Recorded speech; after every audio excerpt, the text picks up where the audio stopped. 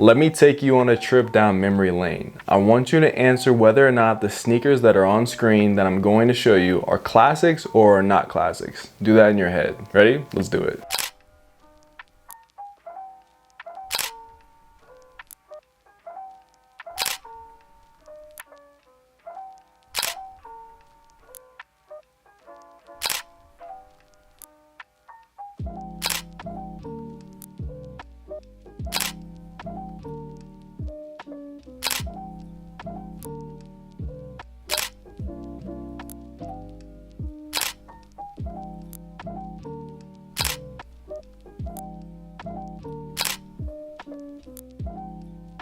Of those 12 sneakers, how many of those would you consider to be classics? 2, 5, 9? I think it's safe to say of those sneakers listed, there are definitely those who can be defined as classics and others that fall into this realm of irrelevancy. In today's video, we're gonna explore why some sneakers become this classic silhouette, this classic sneaker, and why others just don't. And I look forward to hearing what you have to say about this topic at the conclusion of this video.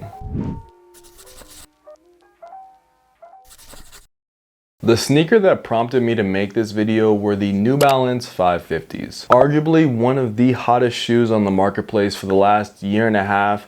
The question that I asked myself rhetorically was, will the New Balance 550 become a classic sneaker? One that people will revere for years, or will it suffer the same fate as a lot of sneakers do in the social media age, falling off its pedestal only to be replaced by a new, hotter, cooler looking sneaker? Of course, it's always going to be tough to say whether an item of clothing or sneakers will be popular 10, 20, 30 years from now. But I think I have a theory to why some sneakers are anointed as classics and why others fall into irrelevancy. And I think a big part of it is oversaturation. In last week's video, I talked about how the New Balance 550 in some ways is similar to what Nike had with the Nike Dunk in 2020. It's become the new Nike Dunk. And in my opinion, the reason why the Nike Dunk fell out of favor with a lot of people, not to say that it's not popular, it's very popular still, but it fell out of favor with a lot of people because of the fact that it was oversaturated.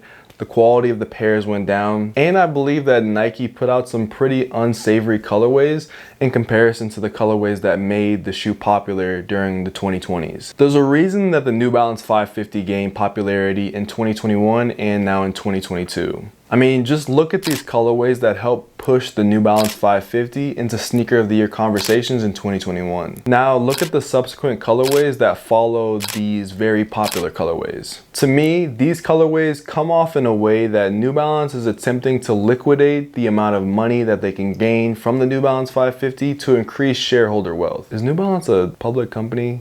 I think they're a private company, so they don't increase shareholder wealth, they just increase the wealth of individuals within the company. But you get my point. One of the biggest reasons why I started to fall in love with New Balance is their commitment to high quality, easily accessible, general release pairs of sneakers. The 990 series is a fantastic example.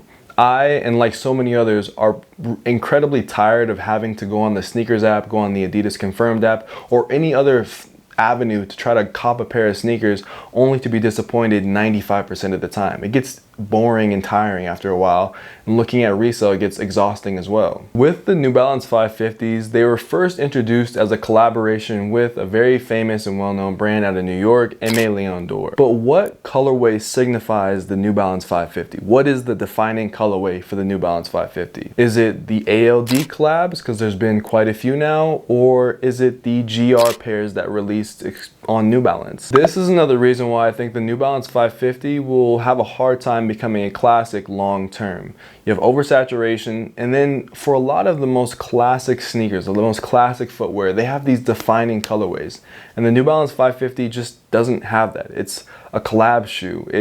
The best colorways are not easily obtained, and while there is oversaturation on one end, the oversaturation is on colorways and pairs that people don't necessarily want, right? They want the ALD pairs, but the fact that they're collaborated pairs of sneakers means that they'll always hold kind of more weight on the trend side than they will on the classic side, because ALD and New Balance are not always going to just re-release these sneakers. If it becomes the Aimé Leon Dore New Balance 550, then is it really a classic shoe for New Balance? Or, you know, does ALD have to be a part of it? You know what I mean? These are the kind of questions I'm thinking about as it relates to, like, is it classic? Will it be classic in the long term? From a design standpoint, I think the New Balance 550 is designed really well. So it has that going for it. It has the features of a classic shoe, from the leather upper to just the design language of the footwear. It's really, really cool looking. With the New Balance 550, do you think it'll be a sneaker that stands the test of time? Or is it like so many other sneakers in the social media era?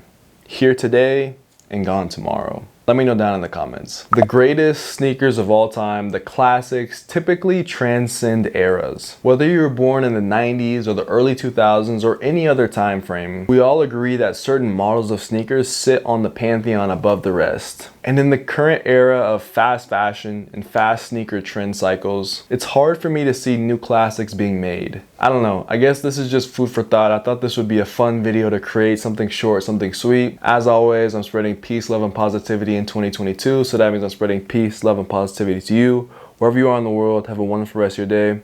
Abianto. Peace. Yo, what's good, post-vid? Hopefully you guys are having a good day today. Hear the fist bumps. Bop. Bop. You know, we just getting some I'm messing with you guys, post-vid. I got love for y'all, man. Today's post-vid question. If you guys have questions that you want to be asked in the post-vid, leave them down in the comments. I would love to hear the questions you would want me to ask, you know, the 1%ers, the people who actually care about the channel, the community of this channel. But the question I want to ask you guys, what are the most iconic sneakers that you know, grew up with, or that you enjoyed when you were coming up, or that you still enjoy now? For me, I'm gonna like take it back to when I was young. I would say, like, I remember the craze of like the Air Yeezy when I was younger. I was like very popular. I remember the Ultra Boost, Nike Hirachis, Foam Posits. Those were kind of like some sneakers that, like, oh man, like when I was younger and I didn't have the money to buy things, I just always looked at those and was like, oh, I wish one day I could have those shoes. And I'm curious what sneakers specifically, because there's obviously other types of footwear, but what sneakers specifically were you like, this is like the most amazing sneaker? Let me know. See you guys next week, or we'll see what happens next week. I don't know. Hopefully I'll see you next week. I don't know what I'm saying. I'll see you next week. Have a good rest of your day. Peace.